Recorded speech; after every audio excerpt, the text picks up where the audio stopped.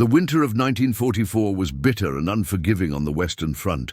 Snow had turned the roads to sludge, the forests stood bare, and the air smelled of gunpowder and frozen blood. Somewhere near the Belgian village of Bastogne, Private Joe Keller sat hunched inside his Sherman tank, trying to keep his hands warm.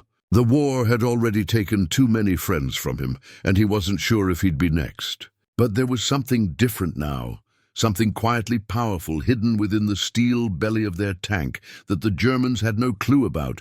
Joe was part of the 33rd Armored Regiment, a division that had been thrown straight into the fire when the Germans launched their desperate counter-offensive, what the world would later call the Battle of the Bulge. Tanks on both sides were rolling through snow-covered fields, clashing in brutal, smoky duels that left metal carcasses burning across the landscape. But in recent days, a strange pattern had begun to emerge. "We took a direct hit 2 days ago," Sergeant Briggs had said, puffing on a cigarette as his breath fogged the freezing air. "Shell ripped right through the side. Guess what? No fire." We all walked out. That shouldn't have been possible. Everyone in the Armored Corps knew Sherman tanks had a grim nickname, Ronsons. Like the lighter brand, they were said to light up the first time every time. The reason? Ammunition storage. One hit and the shells inside would cook off, turning the tank and its crew into a blazing coffin, but not anymore. In secret, just months earlier, the US Army had begun installing a new system in their Sherman tanks, wet stowage. Instead of storing the ammo in dry compartments along the hull walls, they'd moved it into protected bins surrounded by water jackets. The idea was simple. If a shell hit, the water would smother the fire before it could ignite the ammunition. Joe didn't know the science. What he did know was that his best friend Tommy was alive today because of it. 3 days earlier, Tommy's tank had taken a direct hit from a German Panzer IV. Everyone watching was certain they were gone. But after a few tense minutes, the hatch flung open and Tommy crawled out, coughing smoke but smiling. "Still got my eyebrows," he'd laughed, coughing blood into the snow.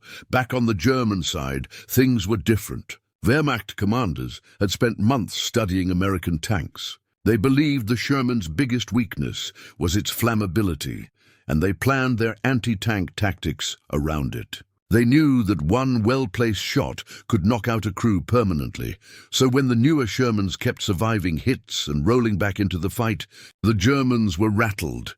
At a command post outside Houffalize, a frustrated Oberleutnant named Erich Vogel slammed his fist onto a frozen map. 3 Shermans destroyed, and they all survived the fire? "Impossible," he muttered. "They're changing something." But what? No one had answers. Intelligence was thin.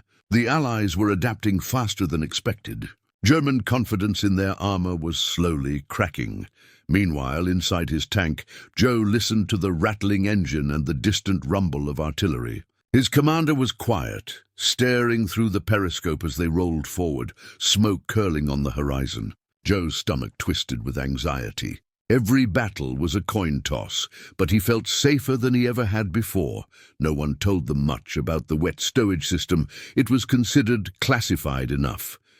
But they all knew something was different. Tanks that should have exploded were coming home damaged, but intact. Crews that should have burned were alive to fight again. The Germans hadn't figured it out yet, and that was the point.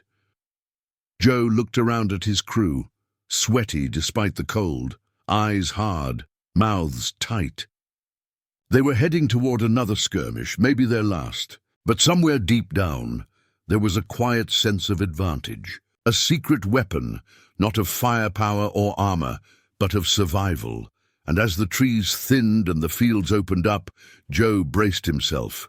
The trap was already being set, and the Germans were about to learn, too late, that the Shermans weren't the death traps they used to be.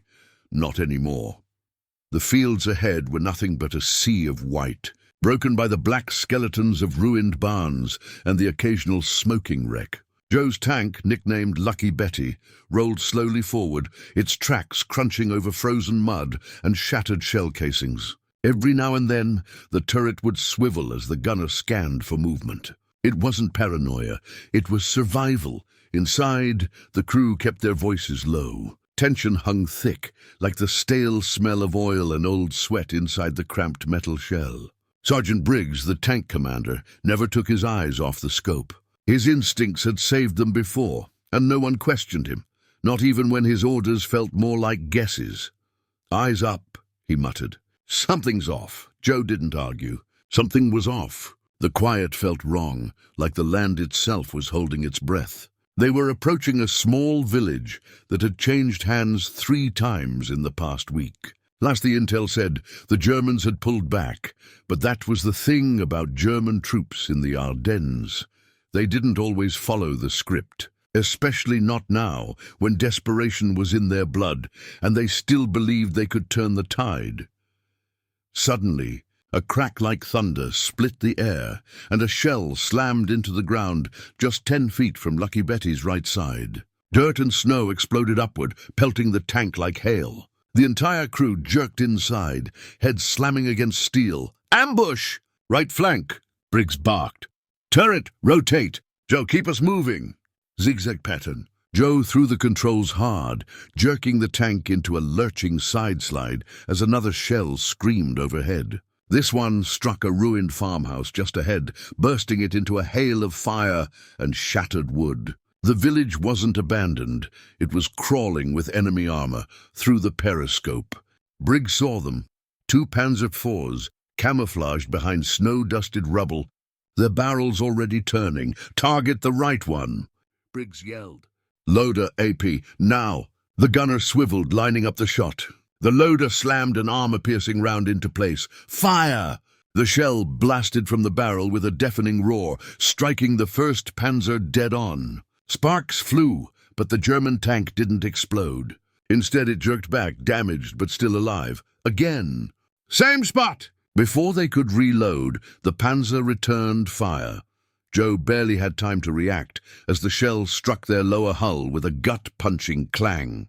Inside the tank, the world flashed white for a second, and then darkness, smoke, and a screaming alarm filled the space, but it didn't explode. No fire. Just like the last time, the crew scrambled, shaken but alive. The shell had punched through some of the armor, but the ammo was untouched. Joe instinctively reached for the fire suppression lever, but it wasn't even needed. The wet stowage system had done its job. "Still breathing," yelled Tommy from the loader's seat, his face smeared with black grease and fear. "Good!" Briggs shouted. "Then let's kill that bastard!" Another round loaded, this time aimed for the Panzer's turret. The gunner squinted, lips tight, firing. The second shot struck true. A fireball erupted from the German tank's top hatch, flames licking into the cold sky. The crew inside never had a chance. But the other Panzer had moved. They barely noticed it repositioning behind the church ruins, until it let loose another shell. This one aimed squarely at Lucky Betty's rear. The shell screamed through the air and smashed into the tank's backplating with horrifying force. This time, the crew was thrown forward violently. Sparks flew inside. Smoke hissed from a corner. Joe's ears rang. "Fire!" Briggs yelled. The loader checked the compartments. Water jackets were damaged, but still intact. The ammo stayed cool, unlit, unburned. "No fire," the loader gasped. "We're good." "Ammo's safe!" And that was the secret. That was the difference between a dead crew and a surviving one. The Germans didn't know. They still thought they were fighting the old Shermans, the ones that burned like paper, but now the American tanks were bleeding edge, not because they were stronger or faster, but because they didn't die the way they used to, and it was messing with the enemy. Later that night, after the skirmish had died down and the Panzers were smoldering ruins, Joe sat on the edge of Lucky Betty, breathing the icy air, hands still trembling from the German radios they had captured. One transmission repeated over and over, "Sherman's struck, but not burning. Repeat, not burning." "What is happening?" Joe smirked. For the first time in a long time, they had the psychological edge, and the Germans had just realized the war was changing. 3 days had passed since the ambush in the ruined village, and the memory of it still clung to Joe like soot under his skin. The shell that had hit Lucky Betty's rear was a direct reminder of how close they had come to death. But it also proved something else. They could take hits and keep going. That simple truth was beginning to spread across the unit like wildfire. Around campfires and broken-down supply trucks, tank crews whispered the same thing. These new Shermans. They don't burn like before. Joe had heard the stories before, of other crews, back in 42 and 43, who had been blown to bits by a single hit. Most of them never even made it out of the hatch. But lately, the graves were fewer. More tanks were rolling back, scarred but alive. And more importantly, so were their crews. The mood among the men had shifted. They didn't feel invincible, but they weren't walking corpses anymore either. There was a sliver of hope. That hope came in the form of sloshing water tanks welded deep into the bowels of the Sherman, surrounding their ammo racks like protective mothers. Still, not everyone was convinced. "It's dumb luck," muttered Corporal Finch, a wiry, sharp-nosed man from Brooklyn. He leaned against the fender of his Sherman, puffing on a cigarette with trembling fingers. "You take a shell from a tiger, wet stowage or not, you're toast." Briggs, listening nearby, turned and squinted at him. "Then maybe stop getting hit, genius." The men laughed, but Finch didn't. He'd seen 3 tanks go up in the last month. Old models, dry stowage. They didn't stand a chance. Wet stowage wasn't about turning a Sherman into a fortress. It was about surviving long enough to fight back. That night, while the temperature dropped below freezing and the forest crackled under a light snowfall, a messenger jeep arrived. Briggs was called to a makeshift command tent where Major Halverson was leaning over a map, looking like a man who hadn't slept in days. "You're moving out at 600, the major said, not looking up. "Intel reports a German Panther division trying to cut through the supply line north of St. Vith. We need armor to hold the crossroads near Trois Ponts." Briggs nodded. "We'll hold it." The major finally looked up. His face was pale, tired. "You'll be outnumbered. Maybe 3-1, but you've got the newer Shermans. You've got the edge." Briggs didn't smile, but he understood. The edge. That quiet edge the Germans hadn't accounted for. That secret. As dawn broke, the tanks rolled out, engines rumbling through the mist, exhaust fumes trailing like ghosts in the grey morning. Joe sat in the driver's seat, eyes locked on the snow-covered road ahead. Tommy handed him a half-frozen chocolate bar from a ration pack. "Breakfast of champions," he said, grinning. Joe took it, chewed slowly. "You think we'll make it?" Tommy shrugged. "We're in Lucky Betty. We've made it this far." The convoy reached Trois Ponts just after 9 a.m. The crossroads sat between 2 wooded ridges, the perfect place for an ambush. And the Germans, of course, knew that too.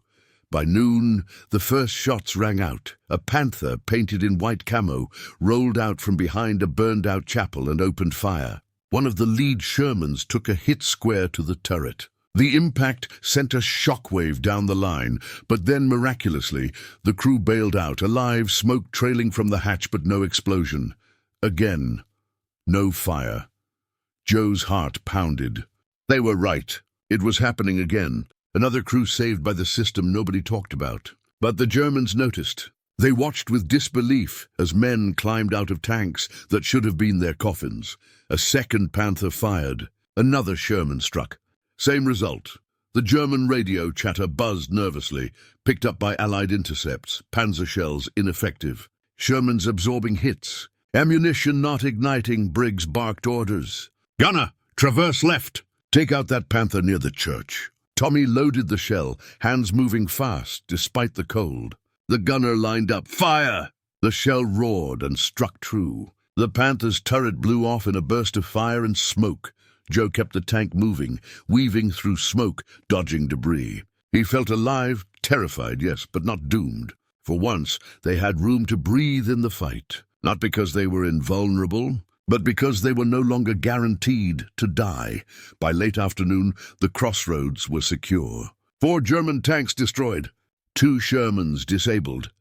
But both crews survived. The victory was small but symbolic. Back at camp, as the men cleaned their tanks and bandaged wounds, a sense of quiet triumph hung in the air. The Germans had learned something dangerous today, something that would shake their confidence in every encounter moving forward. Joe looked at Lucky Betty, scarred and muddy but still standing. "We're not ghosts anymore," he whispered. "We're not just targets. We're fighting back." And the war, though far from over, had just tilted ever so slightly in their favor. The snow hadn't stopped for 2 days. What had started as light flurries had thickened into a relentless curtain of white, blotting out the sun and swallowing the world in silence. Trees looked like frozen statues. The roads vanished beneath fresh powder, and even the tanks groaned under the weight of ice on their hulls. But the war didn't stop for weather. Inside Lucky Betty, Joe's hands were numb despite 2 pairs of gloves. His back ached from hours hunched over the controls, but the adrenaline never truly left his bloodstream. The Germans were adapting. There was no more underestimation. They knew something had changed, and now they were reacting. German anti-tank tactics had shifted. Panther and Tiger crews were no longer aiming blindly at the Sherman's hulls. Now they focused their fire on treads, engines, and the rear, hoping to immobilize rather than ignite. Even if they couldn't kill the crews, they could still render the tank useless in battle. It was clever. And it was working, at least for a little while. 2 tanks from the 33rd were lost the day before, not destroyed, but stranded. Tracked in snowbanks, engines disabled, their crews forced to abandon them in no man's land. But even then, most of the men made it back on foot, cold, shaken but alive. And that, more than anything, was the quiet revolution happening on the Western Front, but not everyone saw it that way. Captain Davis from Battalion HQ had come down to inspect the forward units. He was an older officer, stuck in the doctrine of 1942, as he walked the snow-covered camp, inspecting tanks and lecturing exhausted men. Joe could hear the skepticism in his voice. "You're all acting like these tanks are invincible now," Davis barked, standing with arms crossed in front of Lucky Betty. "Just because they don't explode on the first hit doesn't mean they're goddamn miracles. You're still rolling around in tin cans." Briggs stood calmly, chewing the stub of a pencil as snow landed on his helmet. "With respect, sir, we're not asking for miracles. Just a fighting chance," Davis sneered. "Fighting chance won't mean much if you get cocky. You think the Germans aren't figuring out ways to punch through that wet stowage crap?" Joe listened silently from the hatch. The captain had a point, kind of. The Germans were adapting. They always did. But it was too late. The edge had already shifted. Not just mechanically, but mentally. The Germans were beginning to fear the Shermans. Not for their firepower, not for their armor, but because now they couldn't trust the old playbook. One by one, their assumptions were failing them, and fear was a weapon too. That night, the 33rd received orders. They were to rendezvous with a British armoured column near Malmedy, push north, and cut off a supply route the Germans were using to reinforce the bulge. The route passed through dense forest, muddy slopes and abandoned villages, ideal Panther country. It was a suicide run. Everyone knew it. "Routes crawling with anti-tank units," Briggs said, briefing his crew in the glow of a flickering lantern. "Expect mines, Panzer Shreks, maybe even Tigers. We won't outrun them. We fight through or we don't come back." Joe didn't flinch. Neither did Tommy. "What else is new?" Tommy muttered. As dawn approached, engines rumbled to life in the dark, their sound muffled by the snow. Exhaust rose like steam from hell as the column formed up, a grim procession of steel and mud. Joe adjusted his helmet, wiped condensation from the viewport, and muttered a quiet prayer under his breath. They rolled out at 0500. By 0600, they were under fire. The ambush came swift and sharp. A hidden 80mm anti-tank gun barked from behind a collapsed farmhouse, tearing through the lead British Churchill tank in a single flaming hit. The tank exploded instantly. An old model, no wet stowage, no chance. The fireball lit up the trees like lightning. "Jesus Christ!" Tommy shouted. "Direct hit!" "Hold formation!" Briggs roared. "Joe, hard left. Flank around that ridge!" Joe obeyed without thinking, spinning the treads until they screamed. They surged forward, skimming the edge of a snowy hill. Shells whizzed past, smashing into trees and tossing frozen bark like shrapnel. Another Sherman took a hit, but it didn't blow. The crew bailed out fast, scrambling for cover. Smoke hissed from the hull, but no fire erupted. The Germans watching from across the field were stunned. They fired again, another hit. Still no fire, they don't die! One German soldier was heard shouting over the captured radio comms. Verdammt nochmal, they don't catch fire anymore! Joe heard it too, a crackle of panic over the comms. It hit him like lightning. They're afraid. They're actually afraid. They fought harder after that. Every mile forward was drenched in chaos. Explosions, machine gun fire, tank treads cracking ice, screams echoing off stone walls. But the Shermans kept coming. Not faster, not stronger, but stubborn, relentless, like ghosts that refused to die. As the sun finally broke through the clouds, they reached the last stretch of road, and the German supply route fell into American hands. Smoke and silence hung in the air. Briggs climbed out of Lucky Betty, breathing heavily. Now, he muttered, looking toward the battered forest. Let's see how long it takes them to figure out their fire doesn't work anymore. Joe climbed out beside him, boots crunching in the snow. He looked back at the Sherman still steaming, riddled with dents and scars, but alive. So were they, and that was the secret. One the Germans still couldn't quite understand. The forest smelled like iron and smoke. Even after the battle was over, the stench of burnt fuel, shattered metal, and wet pine needles clung to everything. Joe could taste it in the back of his throat. The kind of smell that stayed with a man even after the war ended. If he lived long enough to see it, they had taken the German supply route, but it hadn't come cheap. 6 tanks were out of commission, 2 permanently. They'd lost men, good ones, the kind who didn't talk much, but always had your back in a firefight, and yet most of the crews had survived. That was the part no one could get over. Briggs stood beside a destroyed Sherman, its side torn open like a tin can. Joe watched him run a gloved hand over the shell's impact zone. Wet stowage had once again kept the explosion from lighting up the ammo rack. The inside was wrecked, yes, but the ammo had stayed cold, unburned. The fire had tried to start and failed. This thing's saving lives, Briggs muttered. Every damn day. Think the Krauts know what it is yet? Joe asked, stepping closer. Briggs shrugged. They know something. They just don't know what. That's the part that's killing them. And he was right. Back in the German lines, word had started to spread like wildfire. In makeshift bunkers, among frostbitten infantry, and around the iron beasts of the panzer divisions. The same phrase kept popping up, the Shermans don't burn anymore. It wasn't just battlefield rumors anymore. German High Command had started issuing updated bulletins to tank crews, ordering them to aim low, focus on mobility kills, and avoid wasting ammunition trying to ignite American tanks from the front. The change rattled many of the younger German soldiers, especially the ones who had grown up hearing that Shermans were weak, predictable targets, death traps with thin armor and explosive bellies. Now, they weren't sure what they were fighting. One captured German soldier, no older than 20, had been taken after the battle. Joe watched him from a distance as MPs questioned him beside a broken Panther. The boy kept shaking his head, repeating the same words in broken English. They don't burn. They just don't burn. The officers didn't know what to do with that. But Joe did. He knew what fear looked like, and this was fear. The next mission came faster than anyone wanted.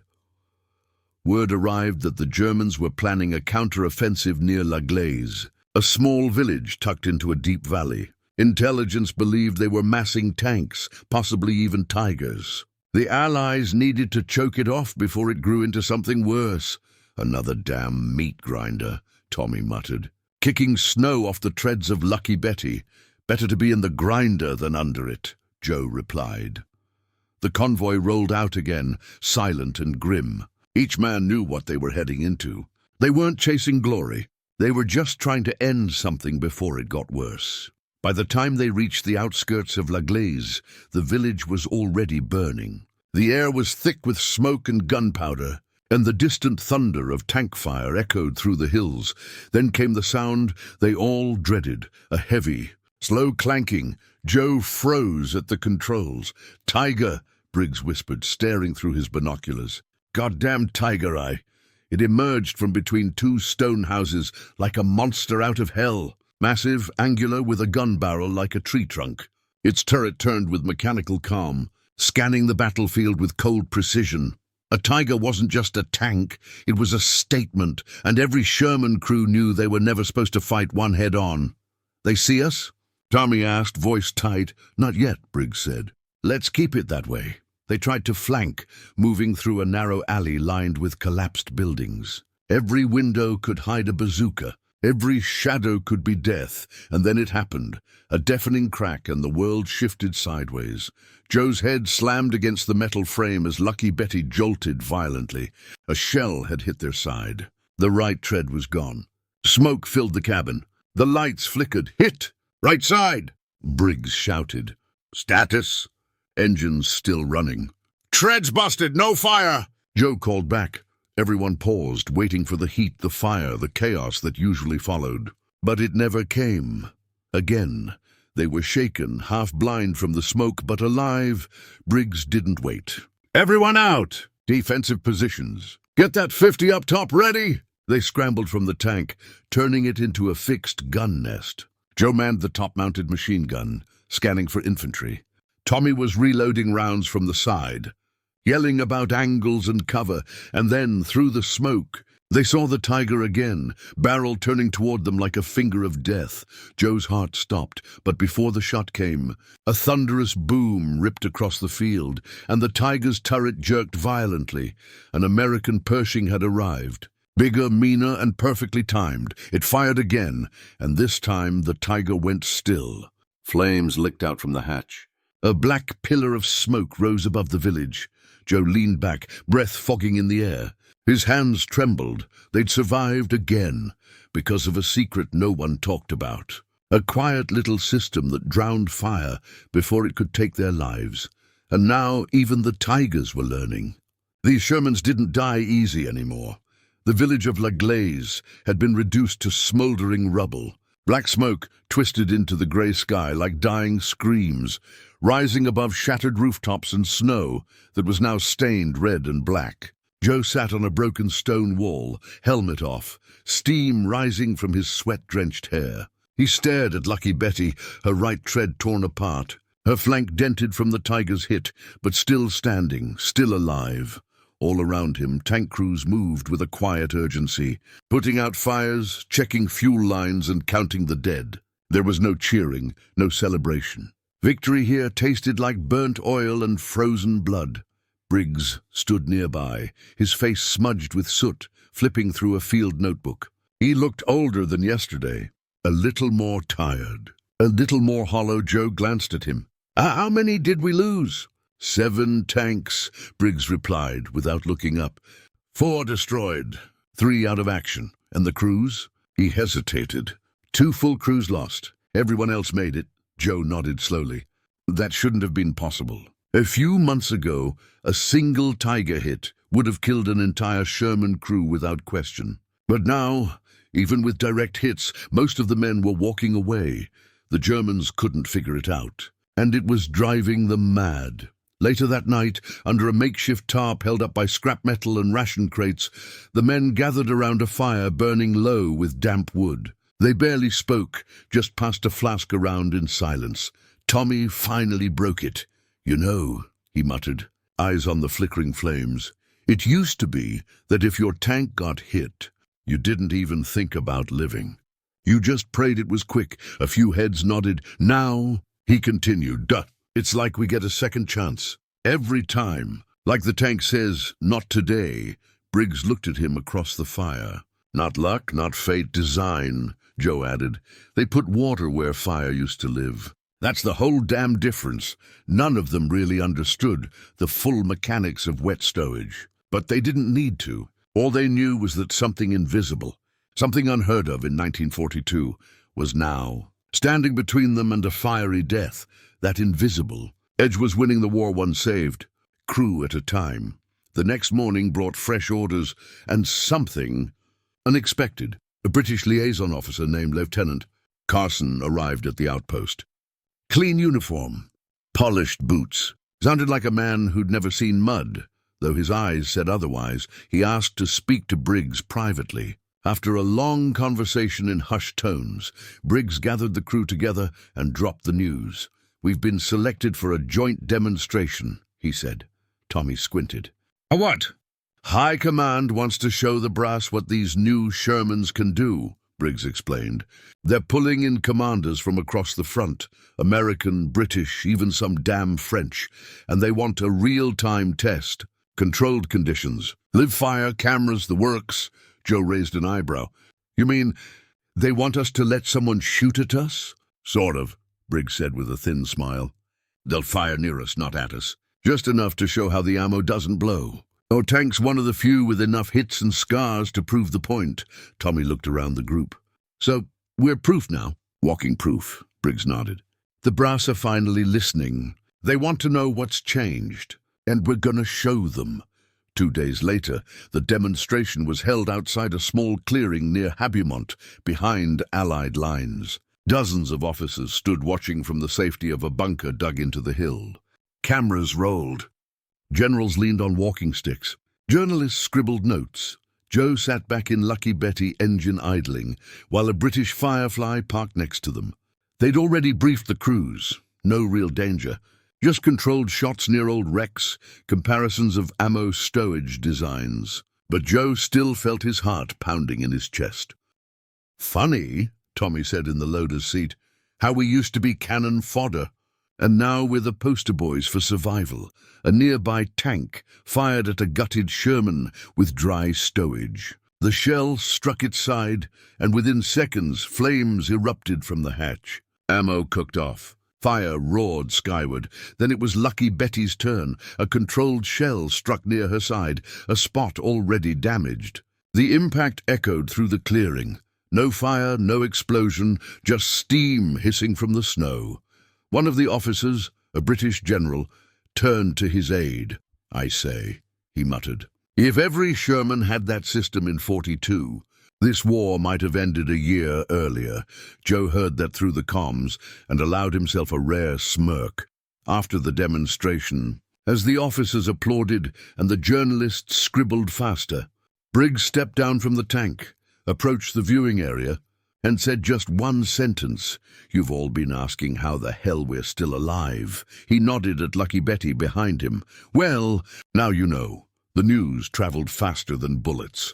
Within days of the demonstration, whispers about the Sherman's new resistance began echoing across every war-torn trench and frozen ridge. From the muddy foxholes of Luxembourg to the battered ruins of Aachen, Allied soldiers were talking, and so were the Germans. They didn't know what it was called. Some guessed it was magic, others called it the steel baptism, and some believed the Americans had finally cracked some kind of armor sorcery. But the effect was undeniable. Sherman tanks were taking hits and staying in the fight, and it was driving the Wehrmacht insane.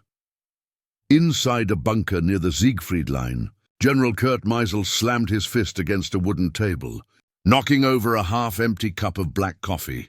His officers stood frozen as he barked orders at a panicked pace.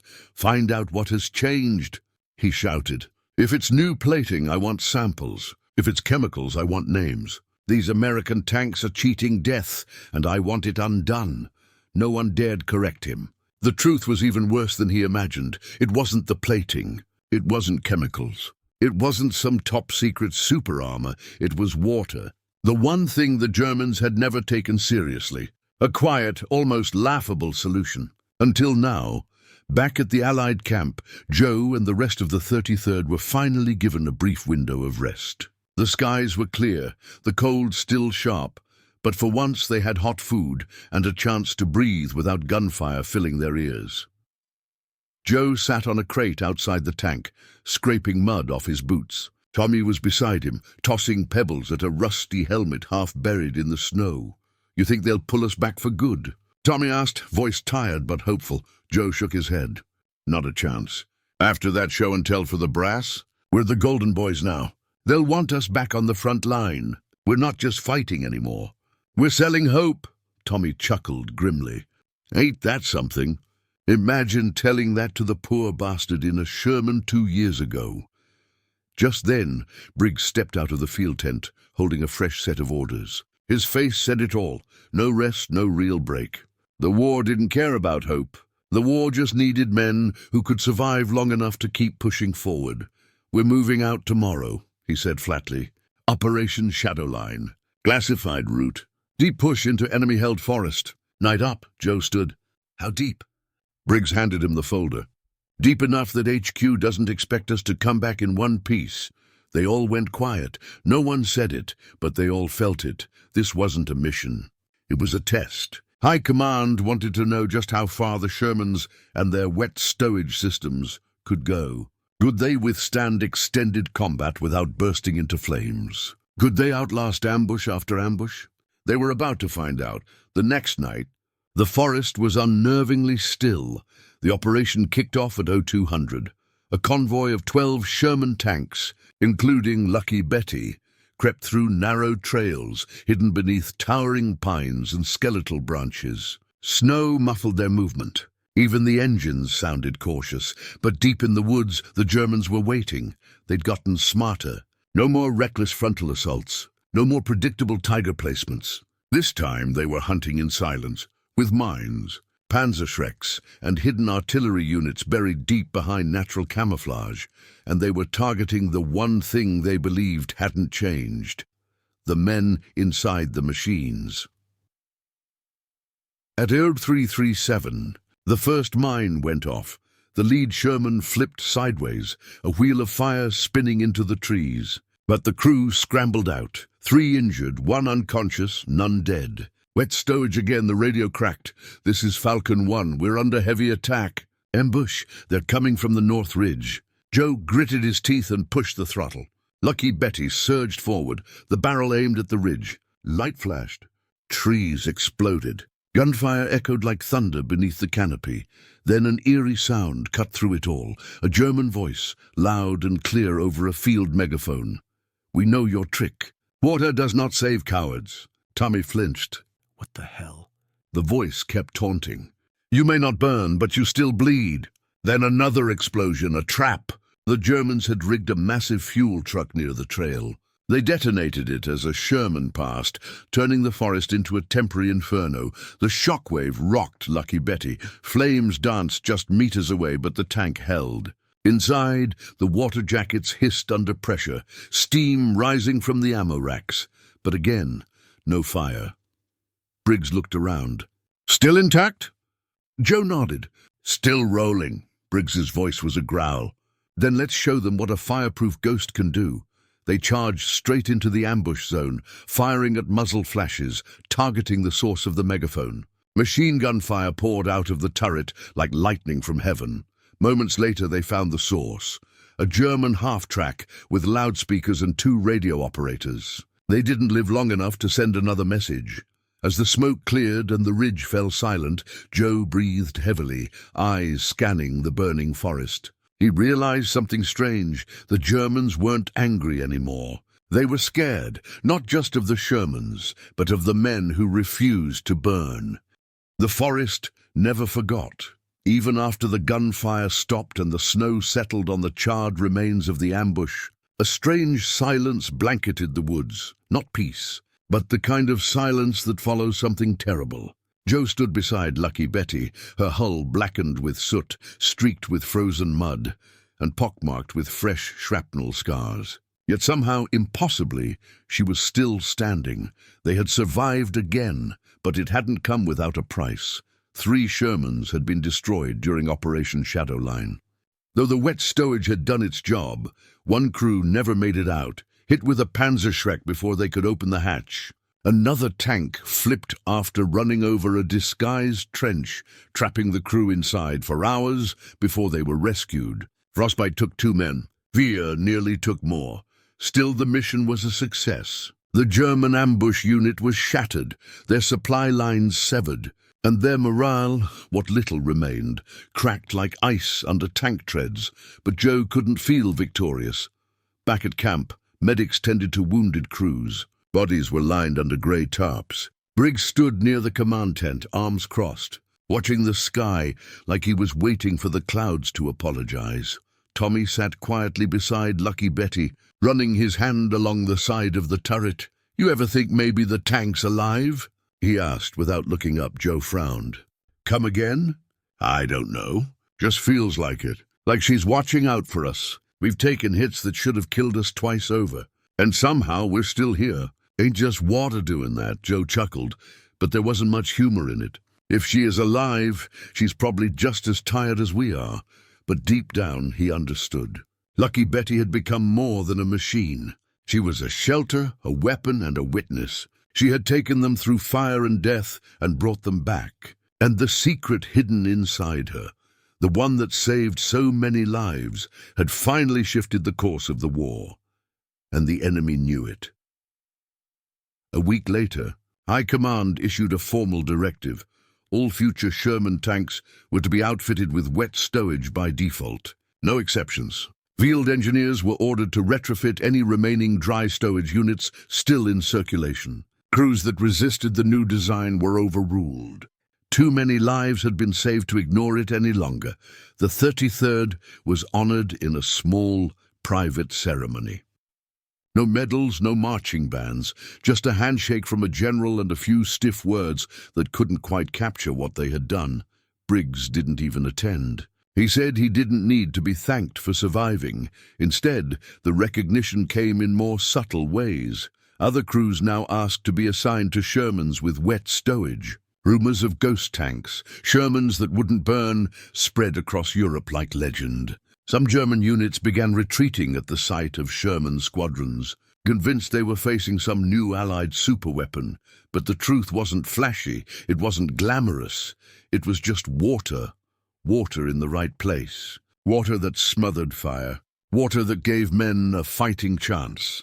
As the war dragged into spring and Allied forces pushed deeper into Germany, Joe knew the end was getting closer. You could see it in the way the enemy moved. Slower, more desperate. You could see it in the abandoned tanks, the scorched orders left behind in bunkers, the white flags appearing more and more. But Joe had stopped thinking about the end. He had one goal left: get Lucky Betty home. On one of their final missions, outside a crumbling German town with no name, they took another hit. A low shell struck the tank's side, splashing fire across the rear hull. Joe braced for the heat, the rush of panic, the sting of burning metal. But again, nothing. Just steam. Just smoke. The fire tried, and again it failed. Briggs turned to the crew, grinning for the first time in weeks. "Hell of a thing, isn't it?" Joe laughed, shaking his head. "She just won't let go," and somehow that was the truth of it. In a war defined by destruction, they had found survival.